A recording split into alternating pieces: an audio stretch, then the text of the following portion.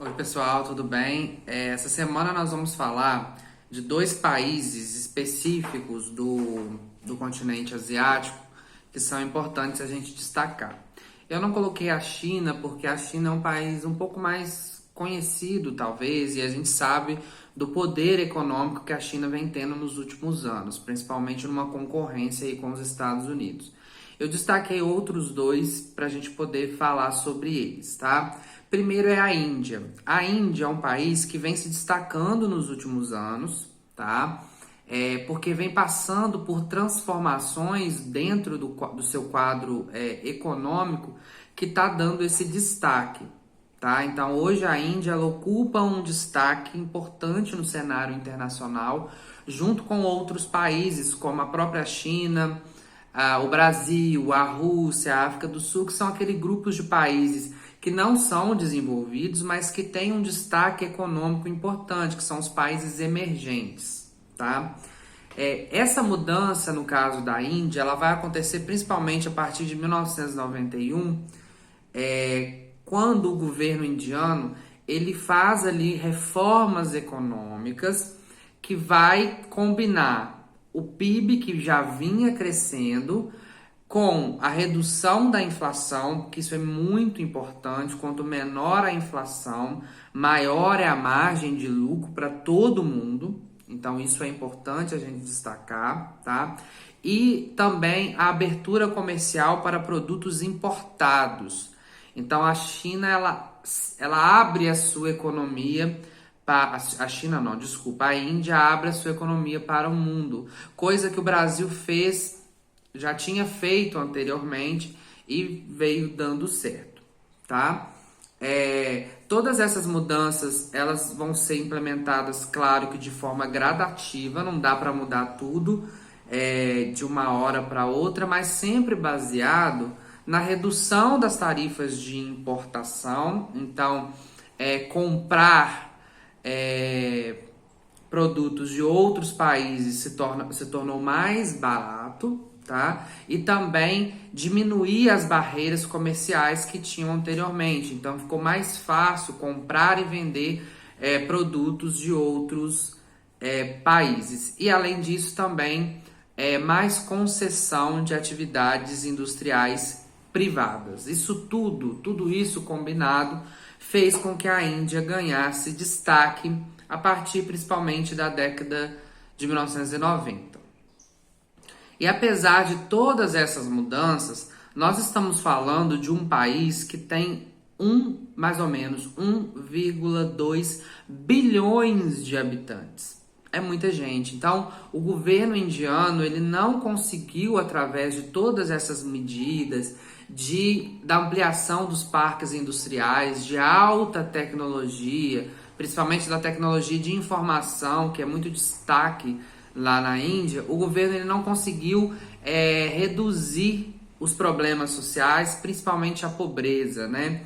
Em 2012, 32% da população, esse é um dado de 2012, hoje a gente não sabe como que tá, mas não deve ter mudado muito, 32% da população indiana vivia na extrema pobreza, que é quando uma pessoa vive com aproximadamente, ou isso ou menos, né, de 1,25 dólares por dia.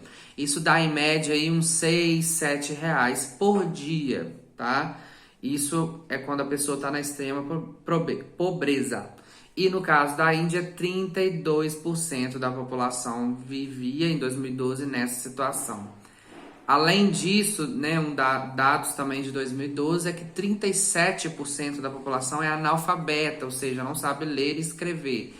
E a expectativa de vida, que é aquela estimativa do tanto que as pessoas vivem ao longo aí do tempo, era de 66 anos no máximo, né? Tá? Enquanto países aí chegam a 89, 90 anos de expectativa de vida, na Índia não passava dos 66. Então, apesar de um desenvolvimento econômico significativo nos últimos anos, o governo indiano ainda não conseguiu reduzir esses problemas sociais.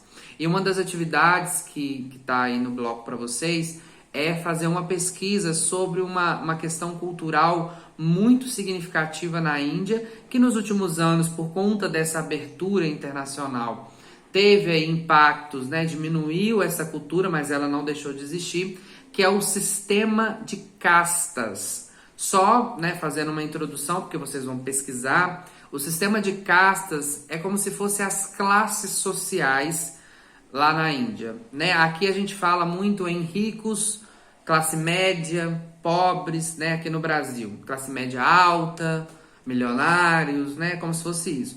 Lá na Índia tem as castas, né? Aí eu quero que vocês pesquisem os nomes dessas castas e quem faz parte de cada uma dessas castas, né? Tem aquelas pessoas que são mais ricas, tem os trabalhadores, comerciantes, tem aqueles muito pobres, tem os intocáveis, né? Isso a gente viu muito na televisão com as novelas que retratavam a cultura indiana. Então façam essa pesquisa, tá bom?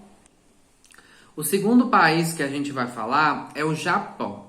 O Japão ele tem uma característica importante que é o seu território.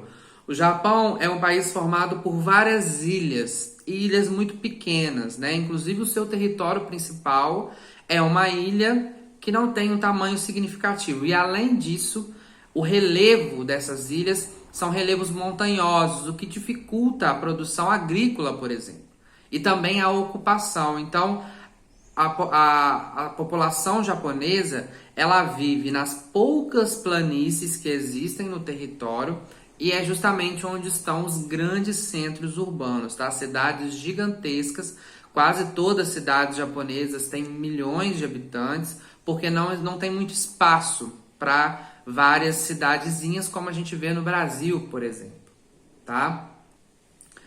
Hoje a gente sabe que o Japão é um país desenvolvido, é um país rico, mas nem sempre foi assim, né? E o fato de hoje o Japão ter empresas espalhadas pelo mundo todo, produzindo muito lucro, tem muito a ver com os incentivos que os Estados Unidos deram para o Japão após a Segunda Guerra Mundial, tá? Esses incentivos fizeram com que a indústria japonesa ela ganhasse um dinamismo e, com esses incentivos o povo japonês eles demonstraram um dinamismo, habilidades que surpreendeu o mundo todo e eles conseguiram em pouco tempo produzir o seu próprio capital, o seu próprio dinheiro, não ficando dependente dos Estados Unidos. Porque o que acontece é que muitas vezes esses países muito ricos, né,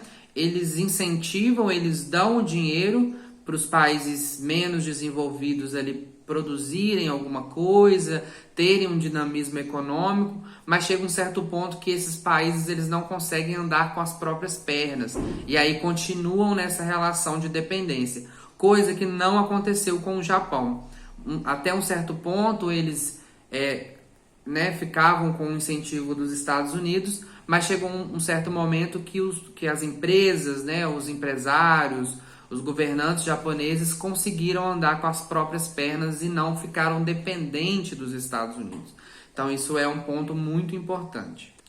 E um dos pontos, né, que acho que todo mundo deve saber são os produtos eletrônicos, né, que vêm do Japão e que são de grande qualidade.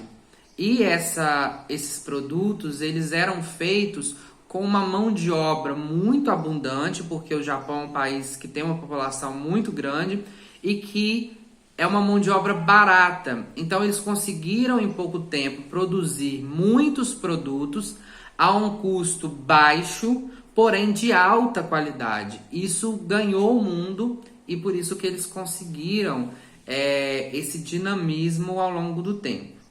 E aí chegou um certo momento que por todo esse desenvolvimento, a população japonesa ela começou a observar uma qualidade de vida melhor, né? Eles conseguiram absorver uma qualidade de vida melhor, se qualificaram e a mão de obra que antes era muito barata, chegou um certo ponto que ela não era tão mais barata assim. Então as empresas japonesas começaram a investir a sua produção nos países vizinhos ali da própria Ásia, que tinham essa mão de obra mais barata, como era antigamente no Japão. E aí esse processo começou a fazer com que a economia japonesa não crescesse num ritmo tão acelerado como cresceu desde lá dos incentivos dos Estados Unidos. Então hoje o Japão ele continua sendo um país desenvolvido, continua sendo um país rico, com uma economia forte, mas num ritmo de crescimento menor do que antes. E aí o governo japonês está querendo incentivar que essas empresas voltem a produzir no seu próprio território para voltar a fazer com que a economia japonesa volte a crescer. Então, gente, eu trouxe aí algumas características de alguns países, né? Dois, a Índia e o Japão, que ficam na Ásia, para a gente poder entender a realidade de países que são diferentes, mas que têm aí a sua economia importante e tem pontos aí sociais também importantes a serem discutidos, tá? Então leiam, façam uma pesquisa, qualquer coisa pode me perguntar e até a próxima. Tchau!